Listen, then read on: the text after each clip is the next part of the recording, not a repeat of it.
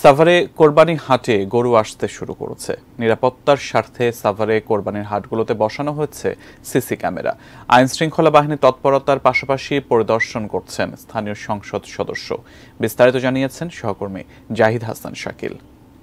আপনি যেমনটি বলছিলেন, আমরা কিন্তু আজকে সকাল থেকেই সাভার আসলে বিভিন্ন হাটগুলো ঘুরে দেখছি এবং দেখছি ক্রমান্বয়ে কিন্তু জমে উঠছে। যদিও এখনো গরু সেভাবে হাটে আসছে না, বলা হচ্ছে যে 2-1 দিনের মধ্যে হাটে আসবে।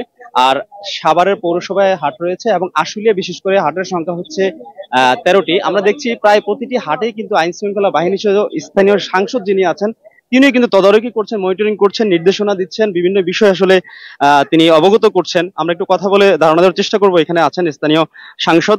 আশা করি প্রত্যেকটি হাটেই আইন শৃঙ্খলা পরিস্থিতি বিগত দিনেও ভালো ছিল, এবারও অন্তত আরো ভালো থাকবে। ধন্যবাদ আপনাকে।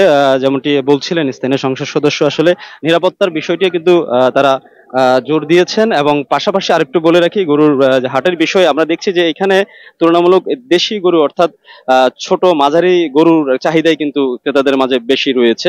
এখানে যারা পাইকার বা যারা খামারিরা আসেন তারাও বলছেন যে তারাও এই এই অঞ্চলে ক্রেতার চাহিদার উপর নির্ভর করেই কিন্তু সেই ধরনের গরু তারা হাটে উঠানোর তারা চেষ্টা করছেন। তো আমরা এখন সব মিলিয়ে বলতে পারি যে ঈদ যত ঘনিয়ে আসছে এই কুরবানির পশুর হাট ততই কিন্তু আস্তে আস্তে ধীরে ধীরে জমে উঠবে। এই ছিল এখানকার সর্বশেষ।